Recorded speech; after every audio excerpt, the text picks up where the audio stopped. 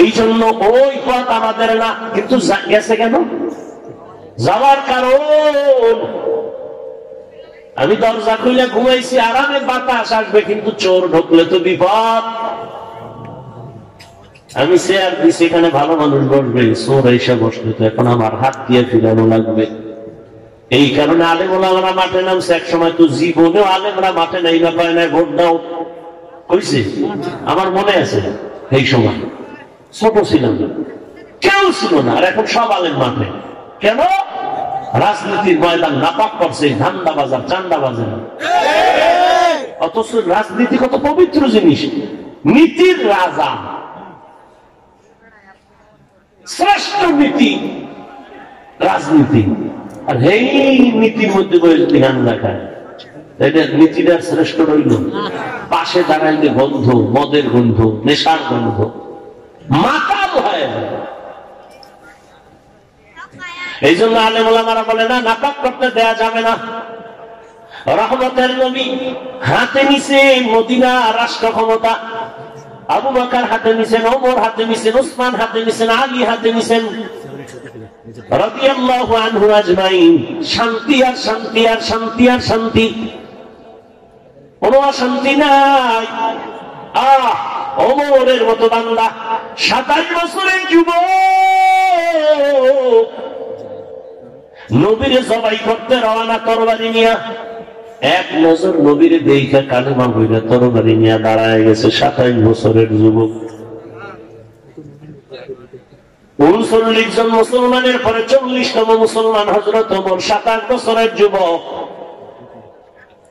এখন খোলামেলা কালেমার দাওয়াত চলে। ওমর কয়, নবী গোপনে হবে না, ওপেনে কাজ চালাইতে হবে, কোনো টেনশন নাই, তরবারি রেডি।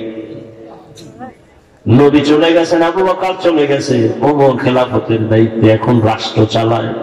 এক পর্যায়ে ওমর শুধু মদিনা না, মক্কা না, অর্ধ দুনিয়ার ক্ষমতা হাতে নিছেন ওমর। এই এক ওমরের ভয়ে রোম সম্রাট পরাশক্তি কাঁপতেছে। রোম সম্রাটকে ওমরের এত পাওয়া, এর সাথে গোয়েন্দা, বডিগার্ড, সিকিউরিটি গার্ড কত আছে দেখো তো। খবর নিয়ে দেখো ওমর একা। ওমরের লগে আর ডাক কি, শয়তান দেখলো দূর, ওমর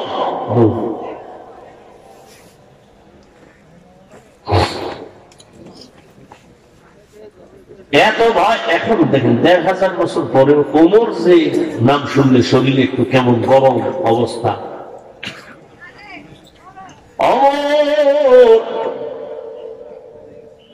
এত পাওয়ার, এত পাওয়ার। রোম সম্রাট কয়, একা চলে তো এর মাইরা ফালাস না কেন? কে পারবা এর মারতে? একজনের দাঁড়ায় কেন, আমি পারবো, পুরস্কার রেডি যা। একা যেহেতু চলে, মারা কোনো ব্যবহার হইল? আল্লাহ বলেন না, পারবি না, আমি যদি হেফাজত করি কেউ পারবি না।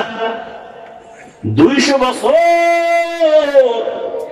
ইংরেজ বেঈমানেরা ভারতকে শোষণ করেছে, দাবানল জ্বালাইয়া। এক না, 2 না, হাজার হাজার হাজার আলেমের গলায় রশি লাগায় রাস্তার গাছের সাথে লাগ ঝুলাইয়া রাখছে। 1 মিনিটে বলতেছি, কিন্তু ভাইবে ইতিহাস কত করুণ ছিল। হাজার হাজার হাজার আলেমের ফাঁসি দিয়া গাছের সাথে রাস্তা, দিল্লি শহরের গাছের সাথে লাভ ঝুলায় রাখছে, কলকাতা পর্যন্ত। হাজারো মাদ্রাসা সরকারি টাকায় চলতো, তালা লাগায় দিছে। ভারতবর্ষে ইসলামের কোন আওয়াজ চলবে না, মাদ্রাসা থাকবে না, কোরআনের আওয়াজ চলবে না। আমার আল্লাহ সিদ্ধান্ত নিছে, নাই জিবরাইল, আমি দুনিয়াতে কোরআনের আলো যেখানে যেখানে ছড়াবো, এর পাওয়ার হাউস আমি ভারতের মধ্যেই বানাবো। বলেই কারণ আজকে দেখো সারা দুনিয়ায় যত জায়গায় কোরআনের আলো জ্বলে, পাওয়ার হাউস দাও বন্ধে। কথা বলে না, তুমি মানো আর না মানো, শুনে রাখো। তুমি মানবা কিনা টেনশন আমার মাথায় নেই, শুনো কি বলি। দুনিয়াতে ইসলামের যত লাইনে খেদমত হয়, প্রত্যেকটা লাইনের ভেতর থেকে পাওয়ার চলতেছে দেওবন্দি। রাজনীতির ময়দানে দেওবন্দীদের পাওয়ার খেদমত, দাওয়াত ও তাবলীগ দেওবন্দীদের খেদমত, তাসকিয়া নফস পীর মুরিদির খেদমত চলে হালাল ভাবে, হক ভাবে, দেওবন্দীদের মাধ্যমে। এমন কোন সেক্টর নাই যেখানে দেওবন্দীদের অবদান নেই। হযরত একা চলে, তরবারি নিয়ে মারনে ওয়ালা, জাল্লাদ খুঁজে, দুশ্মন একা কোথায় পাবো? খুঁজতে খুঁজতে খবর পাইছে বিশাল একটা ময়দানে ওমর ডান হাতে বালিশ বানায় একা ঘুমায়। ওমর একা একা ঘুমায়। এই সুযোগ আর হাত ছাড়া করা যাবে না। তরবারি নিয়ে রেডি গিয়া দেখে ঠিকই মাঠের কিনারায় বসে দেখে ওমর পাহাড়ের পাশে একা ঘুমাইছে একা। তরবারিটা খাম থেকে খুইলা রওনা, এক কদম দুই কদম সামনে আবার দাঁড়ায় ভয়। যাইতে যাইতে যাইতে যাইতে কিনারায় গিয়া দেখে ওমর একা ঘুমায় না, একটা জঙ্গলের বাঘ আইসা ওমরের পাহারা দিতেছে। খাকো বাদ আবো আতিশ বন্দন বমানো তু মুর্দা বাহক জিন্দা। হযরত কাছাকাছি যখন গেছে বাঘ দেখে তো ভয় পাইছে, তরবারিটা হইরে গেছে, আওয়াজ হয়েছে, ওমর তাকাইছে, আরো ভয় পাই।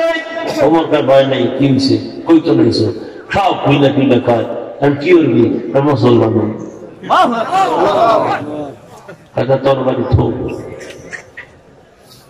আমগো কি অবস্থা? আমগো দেখলে বিদর্মীরাও হাসে, যে ও বসে আমরা ভালো আছি।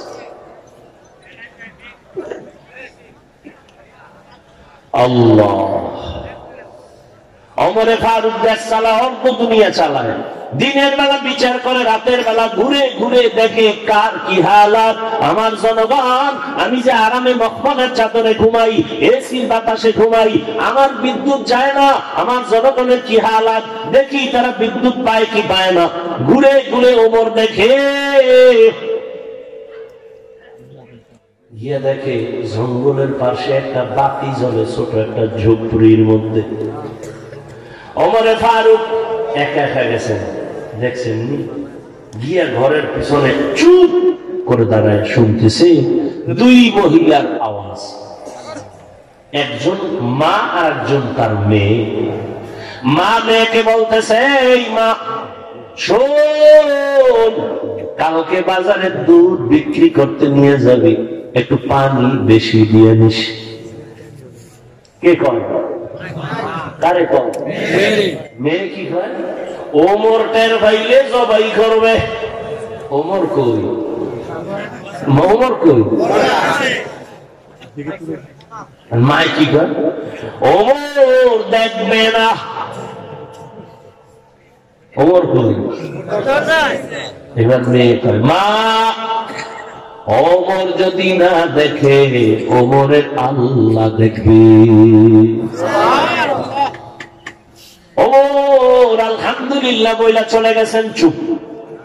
পরের দিন আদালতে মা আর মেয়েকে ডাকালেন, ডাইকা বললেন, ও আল্লাহর বান্দি, এই মেয়েটাকে আপনার কন্যা? বলে হ্যাঁ। বলে আপনার অভাব আছে? অভাব? বলে কোনো অভাব নেই, যত খানা লাগবে আমি দিব, আর একটা আবদার আপনাকে দিয়ে দিই, আপনি বাসায় গিয়ে চিন্তা করবেন। আমি ওমরের কলিজা ঠান্ডা হয়ে গেছি, আপনি একটা কল্যাণকার মেয়ে পেয়েছেন, রত্ন পেয়েছেন। আপনি যদি ভাবেন, রাজি থাকেন, আমি ওমরের ছেলের জন্য ওই মেয়েটাকে আমি নিতে চাই। মা কি বলবেন? রাজি না? এই সুযোগ কেউ হাতছাড়া করে? মা বলে, আলহামদুলিল্লাহ, এই মেয়েকে ওমরের ছেলের জন্য নিয়ে নিলেন। কেমন মেয়ে? ও পর্দার আড়ালের আম্মা জানেরা, বোনেরা, কসাসুল আউয়ালিন মাওয়াইজুল আখিরিন, অতীতের ইতিহাস পরবর্তী মানুষের জন্য উপদেশ। এর আম্মা জানেন আপনাদের কত মর্যাদা, কত সম্মান। আপনারা নবীদের মা, সাহাবায়ে কেরামদের মায়ের মতো মা, আলেমের মা, হাফেজা কোরআনের মায়ের মতো মা, ইসমাঈল নবীর মা হাজেরা আলাইহিস সালামের মতো দামি নারী, ঈসা নবীর মা মারিয়াম আলাইহিস সালামের মতো দামি নারী। এর আম্মা জান, আপনারা তো এই দুনিয়া আল্লাহর দুশমন ফেরাউন, তার স্ত্রীর নাম কি? আসিয়া। এত বড় বেঈমানের ঘরে থাইকা আসিয়া নামের বান্দি আল্লাহর এত প্যারা হয়ে গেলেন। রহমতের নবী বলেন, জান্নাতে আমার সাথে আসিয়ার বিয়ে হয়ে যাবে। সুবহানাল্লাহ। না এখানে বিড়ি খানো, সুবহানাল্লাহ, এটা তো একটু সময়ের দরকার। আল্লাহ হেদায়েত দান করুন। এরে আল্লাহ জান, এত বড় বেঈমান ফেরাউনের ঘরে আসিয়া যদি আমার আল্লাহর পেয়ারা বান্দি হতে পারে, আপনার স্বামী তো ফেরাউনের মতো খারাপ না।